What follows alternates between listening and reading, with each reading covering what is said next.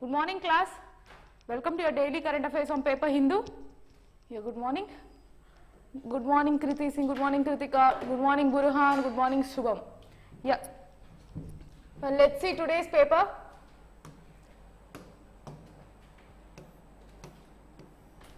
I hope my voice is audible.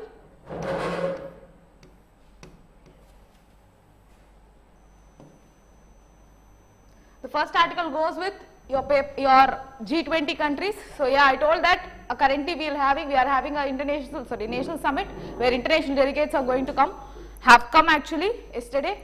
So what things that they have discussed. So India asked G20 to extradite economic offenders fast. So the main motto is to make these people fugitives. So whoever are escaping from, just a moment. So there is a thing called economic offense and they have mentioned, yes Ramchandra, thank you, fine. So there is a thing called economic fugitives, economic offences. So the words that they have used in this article are fugitive, economic offender. So currently the thing that they have spoke in this particular meeting is that they spoke that we will be taking action against these particular people who are fugitive economic offender. So right now they are working on having a mutual consent with all the countries. So they are trying to work it on how these people they will strengthen on to make. First of all, before telling about this, I want to tell you what is this economic fugitive offender. Now let's say Vijay Mallya, we are unable to arrest him. Why? He has committed certain kind of scam, not scam, but yeah, he has not repaid the bank loan and now he is in a other country, so that we are unable to arrest him. So he is called as economic fugitive offender.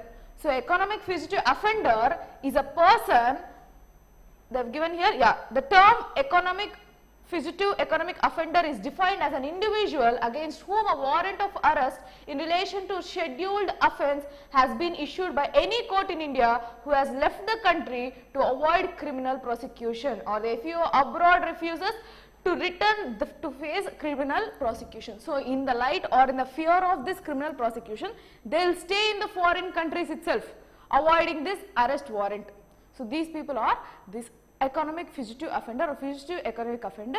So currently they spoke that why can't we work on challenging this particular people. So why can't we have a uniform framework to work against these people, so other financial institutions and tax authorities to achieve recovery from defaults. Of course, from these offenders we have lot of problems, debts are being there, bad loans were created. So we need to make sure that our loans are being returned to banks, to ensure that there is a circulation of money and stability of our currency. So to protect our rupee from depreciation, we can make sure that these people will be repaying the amount to have so this can be achieved when we have a standard framework with all the other countries. So if a person is having or is being determined as an offender in one country, then there should be power that if he is residing in any other country, he should be getting arrested. So that common framework they are trying to work upon to state the level of issue of this fugitive economic offender. They have stated that Enforcement Directorate, he has stated that the transferred assets worth of $180 billion to public sector banks that suffered losses of 272 billion frauds. So from amount of 272 billion was the fraudulent amount which was to be returned to banks by these people. So that is the level of issue of this particular fugitive economic offender. And the law according to this, which is your statutory act, is Fugitive Economic Offenders Act 2018. So based on that they have been describing it. Okay, fine. So that is about this article. Skipping on this local news.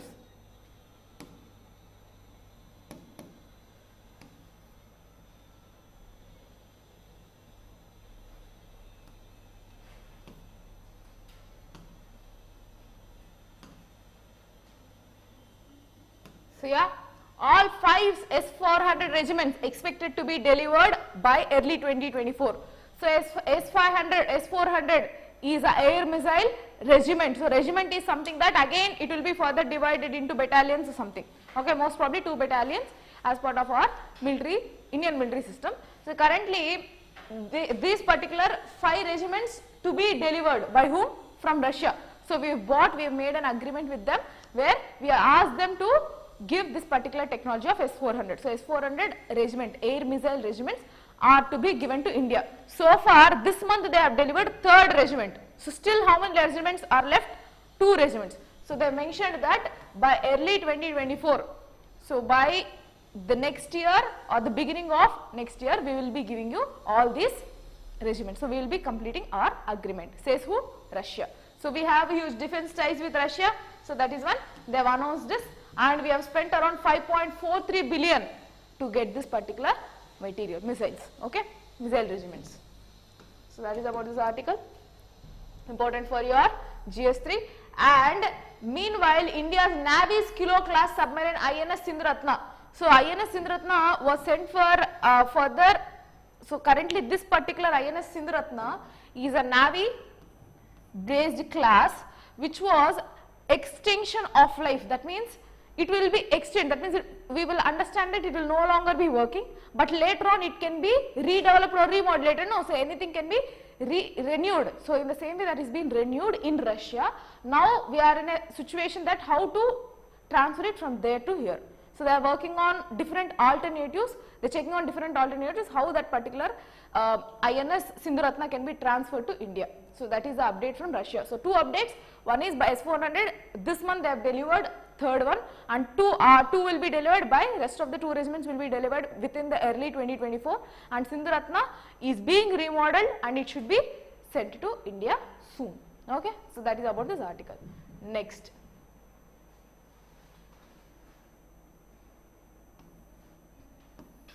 So drone shot down in Punjab had flown in China and Pakistan, says BSF, Border Security Force. So we have border security forces, especially near the Pakistan region, Punjab border region. So what happened was during December around 25th, December 25th, they witnessed one particular drone which was coming from Pakistan in Punjab region. So recently there was an issue where this Chinese people have been sending this spy balloons to USA, and USA has given a statement that they have witnessed so far 40 countries were the actual target of China, where they are trying to monitor or trying to understand other countries. So these are termed as spy balloons, which we have seen in a particular article too. So in the editorial we have seen. So currently drones are also being sent, and now this particular drone travelled China, Pakistan and then reached India. So that is about this drone, and it was shot down in Pakistan, sorry, it is shot down in Punjab and it was handed over to BSF. So now they have given official statement. And one more thing here is that Punjab government had informed the Parliamentary Committee on Home Affairs. So they will be informing, right, there will be certain reports. So in this Parliamentary Committee on Home Affairs in 2022, the drones have been sighted over 133 times near Pakistan border in the last 2 years. So in the last 2 years span, they witnessed around 133 drones from Pakistan. So that they have given official statement to that particular Parliamentary Committee on Home Affairs. Okay. So this is the thing that you need to understand. Where they have found 6 drones in Rajasthan, they have given all those specifications, not required. As part of your internal security, border issues, GS3, we can add this point. Okay. Fine. Next. Also in international relations, you can add. What is the current situation? Next, anti-defection law applies even if a faction splits from a party. Supreme Court at Sena. So we are not going to discuss about anything political here. Political or party news will not be discussed. Thing that is important here is there was an issue where in Maharashtra where people near with CM only, they've got split and they've challenged the confidence of that particular party. Now there was an allegation on them on this defection, because in the existing party itself they split, right? They got split. So now they went to Supreme Court stating that this is a contempt of defection. So this is an issue of defection. They are eligible for defection. But here the question is that majority of the people got against the actual ruling party. So they are from the ruling party, but they got split and they are against the particular ruling party. But what Supreme Court told is that even if it is a minority or even is a majority of the people who got split or who wanted to jump or who wanted to start a new party, if they are under the allegation of defection, then definitely they are under the allegation of defection, no matter what is the majority. So based on the majority, you cannot make them eligible, or you cannot make the act as a positive thing. So they are under the contempt of defection. So anti-defection law, your your schedule 9, we have discussed also yesterday. So yeah, so that says who? Chief Justice D.Y. Chandrachud. Okay. Yes. So 10th schedule. So whether the faction was majority or minority makes no difference under 10th schedule. If everyone are under the eligibility of defection, then everyone should be under the liability of defection. That says this article. Okay. Important. Next.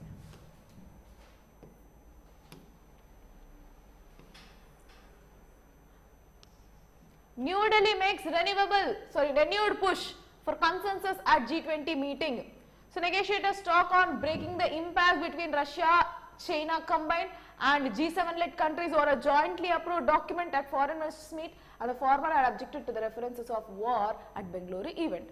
So all these people are meeting in this particular event in Bengaluru, again regarding your G20. So currently what is the issue is, they are trying to pose that there is a nexus between Russia and China with respect to this particular war, where China has denied it. So that is one thing regarding this particular G20's foreign ministry meeting. And next thing is about, the ministry had wide range discussions with Russian minister and exchange views on Russian and India's cooperation. So currently another thing is that, two things with this. In this foreign minister meeting, they have opposed, or they have been talking about or discussing about the level of nexus that Russia and China was having, first thing. And second thing, they have also mentioned, so in this article they have mentioned that yes, India has a positive relation with Russia, and now we are trying to build positive relation with China too. So they are in an edge that what is actual bilateral relations of India with Russia and China. So with Russia, first thing I have told that S-400. So our defense relations is there, and currently we have bilateral cooperation and G20 issues are also there. So that is about Russia. And second thing is, I have told in yesterday's article that with China we are going to have different dialogue now. We already had and we will be having. So the foreign minister of China, they have visited India. So they are going to visit India yesterday itself, March 2nd. So currently, good morning Renu Renuka. Good morning. Fine. So here the issue is that with China, not issue, but here they are trying to think about, or they are trying to concise about, or to come into one line about line of actual control. So they are trying to think about actual control. So we have this LAC near border, right? So we have near Kashmir, near northern India, we have this border issue with China near LAC. So we are trying to work on that, and this is the first meeting post April 2020. That means after COVID time, this will be the first meeting with China to resolve our issue. So that is about this article. Nothing more than that is there. Next, India, Russia are consistent opponents of illegitimate unilateral sanctions, says Lavrov. So Russian delegate also came to G20 meeting. I told you, so in this only it is clear, and this is an extension of that article where this particular person Lavrov, who is Russian's foreign minister, he said that yes, India and Russia are on the same line, so same base, where we believe in polycentric word. So he has used the word, this word is important again, whatever the words that is in the current trend is important for your answer writing. So they have mentioned that we with India, Russians with India, we believe in a polycentric world instead of unipolar world. Are you able to understand? So we are going to work in that particular way. He has mentioned this when he has visited this Leo Tolstoy Mahatma Gandhi Museum. So he has mentioned that. So currently delivering a speech at New Delhi World Book Fair, he has mentioned that the correspondence between Leo Tolstoy and Mahatma Gandhi and called for a polycentric world order. And we firmly defend Russia's fundamental interest in an international world order based on central role of the UN and international law, will strongly promote recognition of the global realities and assert the multipolar system. So currently what they are working on, to make sure that there is multipolar world. So Russia is again affirming here that India is also with us. You need to understand. So India is in the, despite is in the diplomatic way,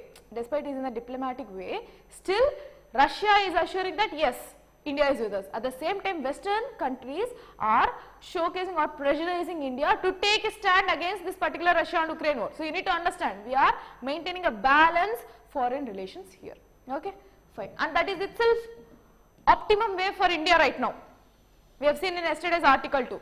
So, having a mid path right now is the optimum way for India, and also to build a positive relationship with countries like China, especially our border countries. It is very important for us to maintain a positive relation, and that having border security with them or to have a border wise discussions with China is again a positive step towards it. Okay, fine.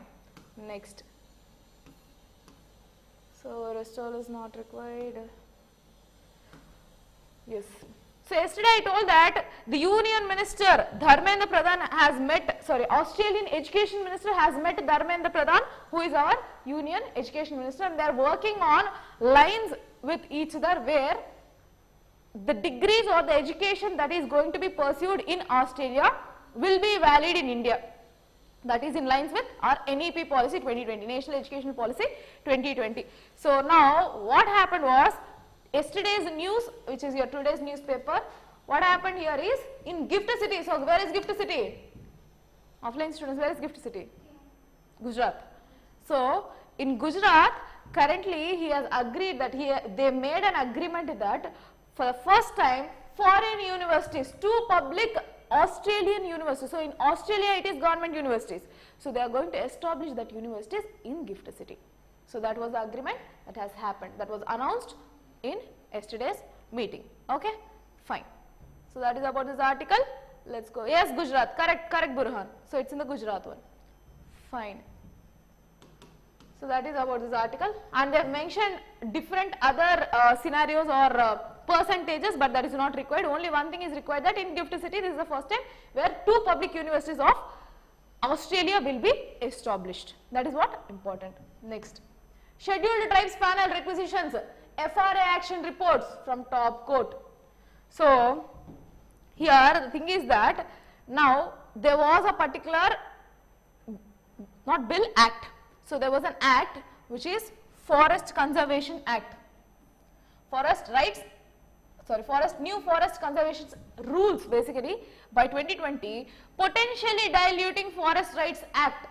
So, Forest Rights Act are given to scheduled tribes of that particular area. So, they have certain rights towards the forest. So, they believe that that is their right, their inherent right. So, to protect their rights of staying in the forest and using some minor products from forest, they have certain rights guaranteed through this particular Act of Forest Rights 2006. So, now the newly formed this particular Act rules, New Forest Conservation Rules, is kind of against, or is it is diluting the actual content of this particular rules, this particular Act. So, the rights which are being guaranteed by this Act are being diluted. How?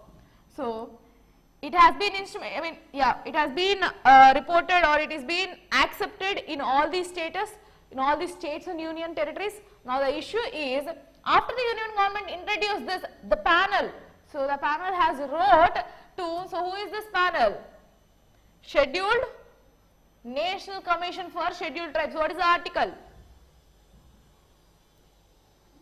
National Commission for Scheduled Tribes. Online students, tell me what is the article for National Commission for Scheduled Tribes. Google it. It's in the board too.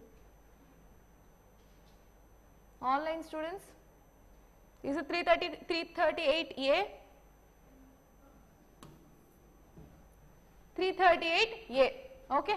So, that guarantees for the establishment of Shubhan Rajput. 338, I think. It's not 238, it's 338. Yeah, correct. So, currently, this particular article guarantees for establishment of National Commission for STs, Scheduled Tribes. So, as part of that, this particular commission has, that portal has wrote to Environment Ministry asking that they put on hold because they would violate the provisions of FRA, which ensures ownership of the forest land maintained with the tribal people and other traditional dwellers who live off the forest with their resources. So, currently the panel has wrote to, correct Kritika, correct. So, this panel has a wrote to who? To Ministry of Environment stating this, please hold on this particular rules, conservation, forest conservation rules, because it is against the ownership of scheduled tribes present in that particular forest area.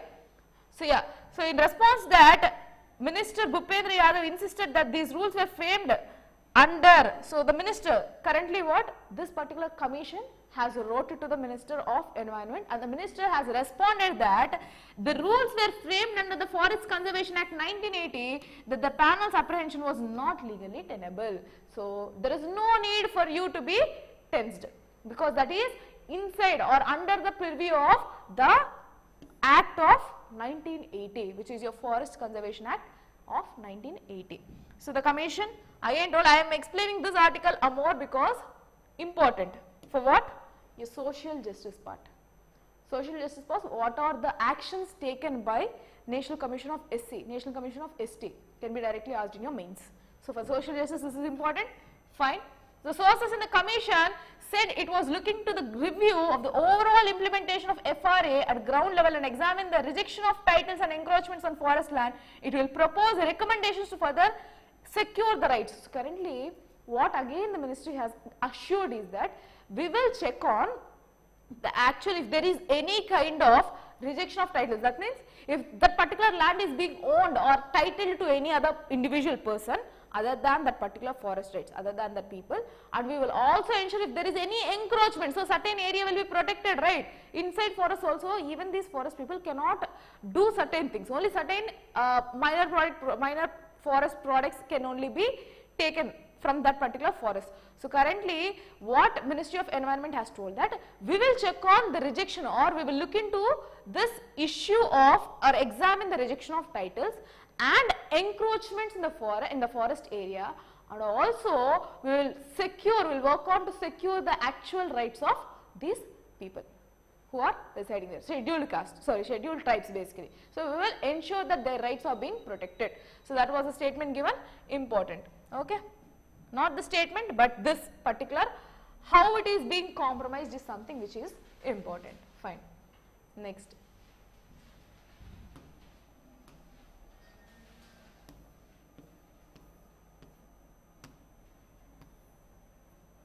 So yeah, speculations and all I am not going to discuss. Until unless proven, we don't need to discuss about any speculations about COVID, that's why skipping it. Next. February PMI signals steady expansion in manufacturing.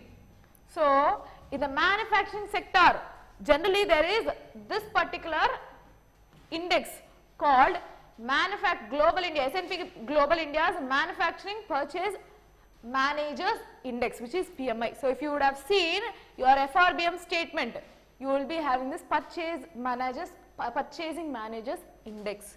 So, with respect to that, this index depicts about what is the actual manufacturing growth in the country, okay. So they will be giving you certain indices on that. Currently that indices showcase that there is, so India's manufacturing sector clocked the 20th straight month of output, new orders mostly driven the domestic growth. So what is actual impact of this is that currently this Purchasing Managers Index stated that yes, there is a growth in manufacturing sector. So for the 20 month, so over the 20th straight month of output growth and the new orders. So for this 20th month so far, there is a not consistent but gradually there is a growth in manufacturing products, and this growth is stimulated not by the foreign entities but by the domestic market. So that is being mentioned. So here the index was at 55.3 in February and fractionally between 55.4 now. So from 55.4 to it has been decreased to 55.3. Why? So the input cost surged at the fastest pace in 4 months, with the firms mentioning higher prices for the electronic components, energy, foodstuff, metals, textiles. So why this particular index has been reduced? So if we ask the manufacturing people, they have mentioned that it is because of the hiking of the input costs. So for every particular product you have to invest on something.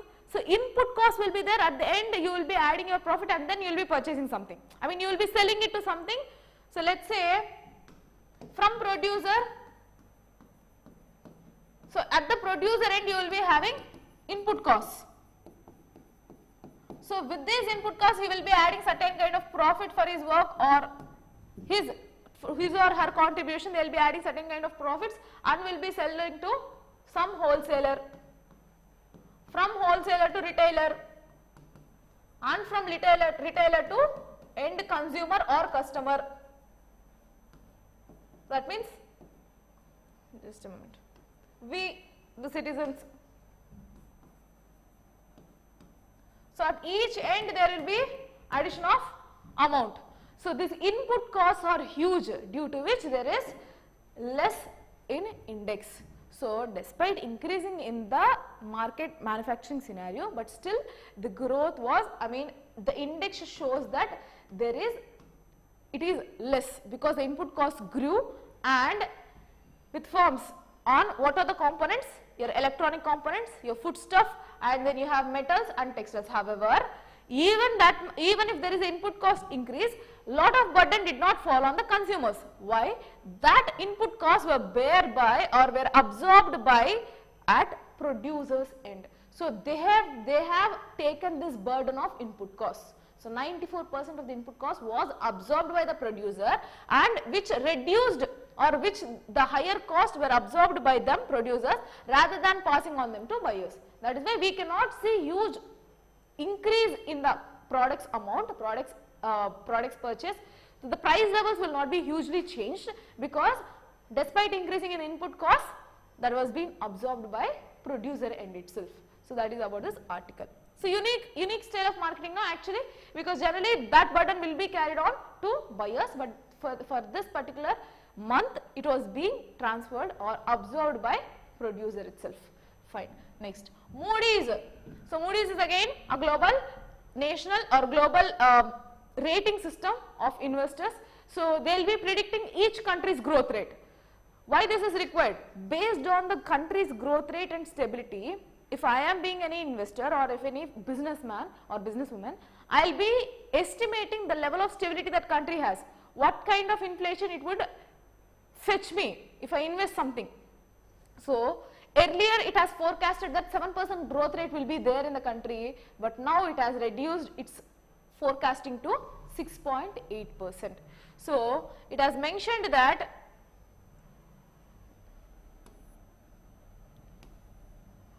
so the global rating major Moody's investors has down its GDP forecast, GDP growth. So GDP growth earlier it was 7, now they have speculated to 6.8. So yeah, they have mentioned it that way. Even in India we are also estimating a growth rate of 6.8 itself. So Moody also reduced it, and from the area at the same time it raised the growth projection of the fiscal year 23-24 to 5.5% from 4.8%, which took on to November 2022. So every quarter this will be changing, every quarter based on the previous quarter that will be changed. So currently they have speculated it for 22-23. So you need to understand which year they are speculating to. So currently for the years, for the previous fiscal of 22 or 23, they have estimated that 6.8 is the growth rate, and for 23-24, that means this current fiscal year, they have changed it to 5.5%. So they are speculating of 5.5%, but what is our GDP growth estimation? India's estimation is 6.8%. Are you able to understand? So our growth expectation is 6.8%, whereas Moody's is 5.5%. Comparatively for the previous quarter, they have estimated that it would be around 4.8%. So yeah, that is about this article. India is among again G20 countries, including US, China, Russia, Euro area. All these 2020 growth projections raised by Moody is an update to the global macroeconomic outlook on Feb 28. So when this Moody investors ranking is given, that will estimate the country's stability, economical stability, and attracts investors. So despite that reduce, it is not a small count. So it will also help us for dragging on investors into the country. Okay, fine. Next. India's jobless rate rose to 7.45%. So the unemployment rate, important for your GS3 again. So because of this G20, you need to understand that this year your international relations questions will be huge. Main focus on economy and your IR, okay, very important for your UPSC. Currently the jobless growth rate, unemployment rate has risen to 7.45% in February from 7.14% in the previous month. So compared to the previous month, who will be giving this data? CMIE, which is your Center for Monitoring Indian Economy. It has speculated that last month it was around 7.14% and now it has been grown to 7.45%, showcasing that can be because of frictional unemployment or can be due to the Western ongoing recession. You need to understand that. Yes. So the urban, and another thing you need to know, they have given you two things. One is urban unemployment and rural unemployment they have mentioned. Urban unemployment has seen a decrease. Last month it was 8.55%, whereas this month they have mentioned as 7.93%, whereas the rural saw increase in unemployment which rose to 7.23% compared to 6.48% at the previous month. So you need to see that the rural unemployment rate has been increased, which is the direct effect of not ongoing recession or not any foreign impacts, but one of the main reasons, reduction in funds of Manrega, MG Narega. Budget. So through budget there has seen huge policy cut in MG Narega, which is again showing a huge unemployment rate immediately compared to the last month, because last month your budget has been announced, so this month saw its effect. One of the reasons. Okay, you need to connect the points, else it is difficult. Next,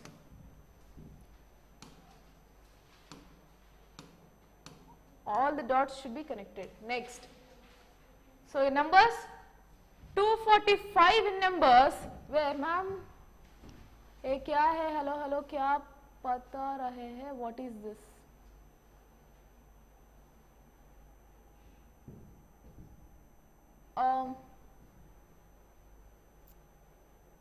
Current affairs session is going on, I don't know who is that, Probot.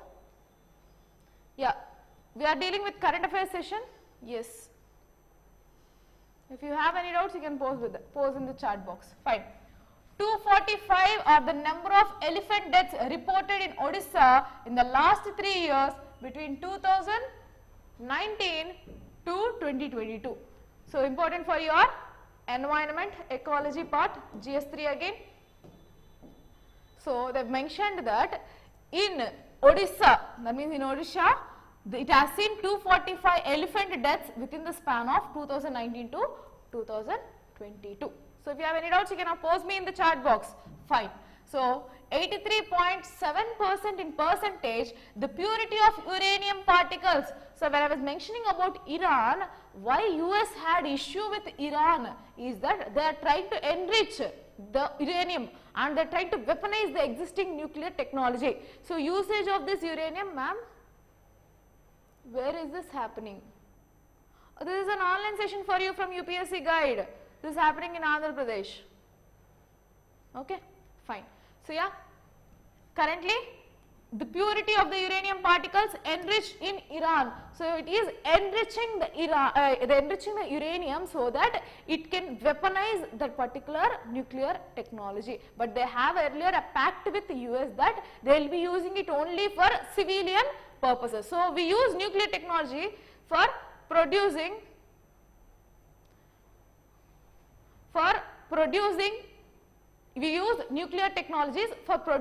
energy for your civilian purposes, and we can also update this nuclear technology for weaponizing, right? So currently they are enriching it to a certain level that weaponizing will be done. Okay, so yeah, next. You can pose me any doubts regarding current affairs, please. So even if it is 1%, even if it is 0%, I am open for this current affairs session. Yes. Okay. So if it helps for 1%, that is enough. No, it doesn't matter how many people are attending. Probot. Fine. Combining social welfare and capital markets through SSE. So currently the issue here is that, not issue but yeah, how does social stock exchange function? How will NPOs and FPOs raise funds through this exchange? For the first time in your stock market exchanging, there is a concept of social welfare. Very important. Okay, important for your exam. Again, GS3 paper, also your governance part. So involving people into this social welfare kind of thing. So what is this article about? Yeah. So on February 22nd, the National Stock Exchange of India, which is your NSE. So indicator of NSE is your Nifty 50. Okay, Nifty. So received the final approval from markets regulator SEBI to set up a social stock exchange. So SEBI has approved NSE to set up a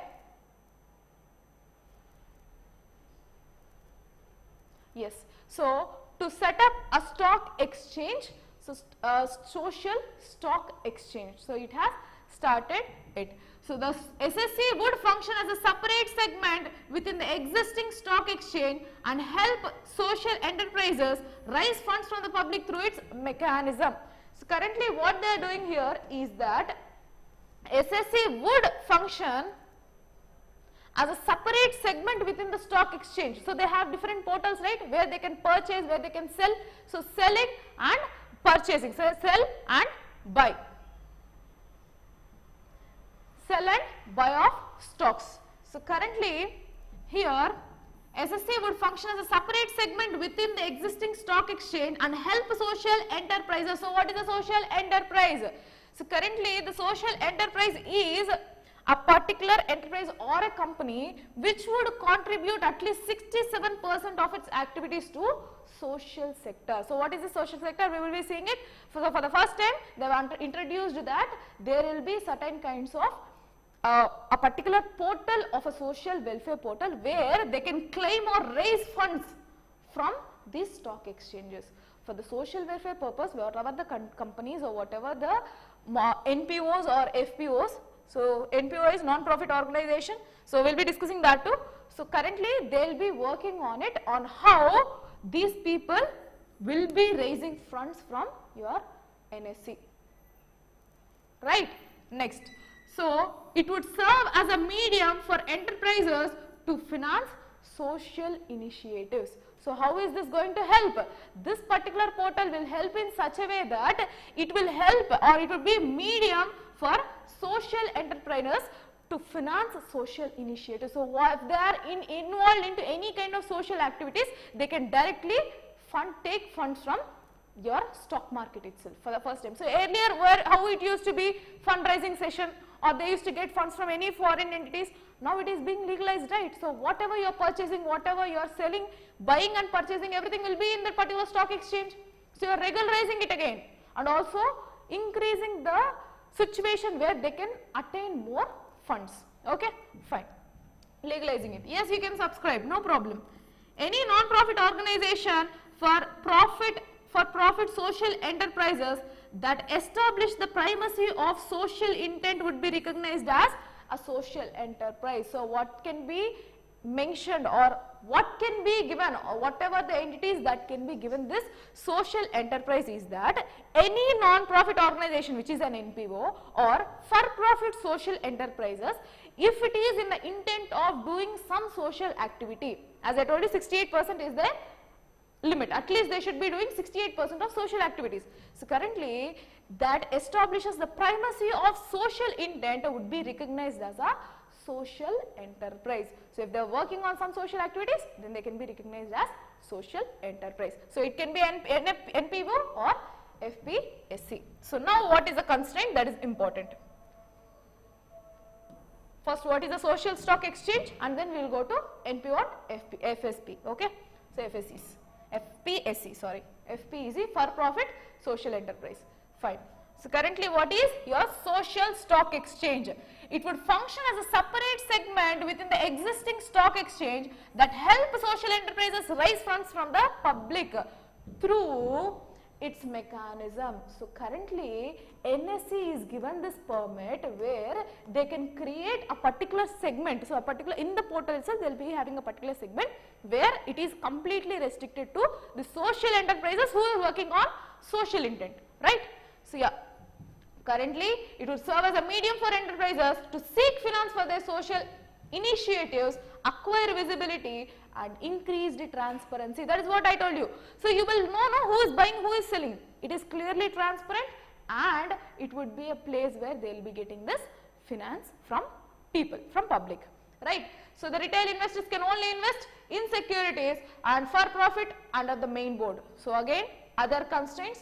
So yeah, that is about this article, and you need to know how it is being regulated through SEBI's ICDR, which is Issue of Capital and Disclosure Requirements Regulations 2008, entitled that. So this is giving you a definition of who can be a person identified as SC, which is giving you the definition, your ICDR, which is Issue of Capital and Disclosure Requirement Regulations of 2018, gives you the definition of SC, which is entailed that enterprises must be serving to eradicate either, what are the sectors that they need to work on, either to eradicate hunger or poverty or malnutrition and inequality, promoting education, employability, equality, empowerment of women and LGBTQ communities, working towards environmental sustainability. So you need to understand first thing, what is the first thing that they are focusing upon?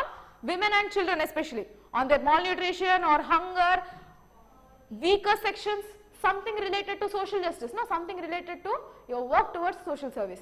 So poverty, malnutrition, inequality, then promoting employment, so employment facilities and women empowerment, then LGBTQA, so all the vulnerable sections, also including your environmental conservation activities or protection activities.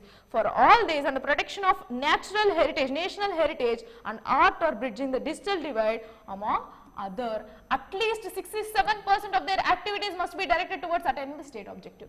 So among this, 68% of their activities or 67% of their activities should be under this particular service. That is when they will be attaining the title of an SC. Okay, so it can be given to your NPO or FPSC. Okay, so that is about this article. For knowing the procedure and all, you can just go through. That is out of the ambient of your UPSC, so I am not going to discuss that. Fine. So this article not required. So yeah, that's it for today. Any questions so far, online students?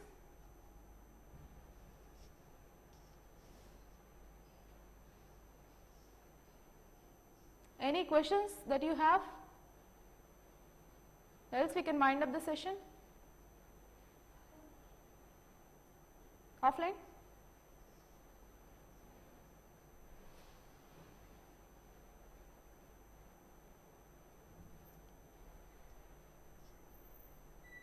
Fine. Okay. So we will meet with tomorrow's current affairs session. Thank you for the session. Good day. We'll meet you again.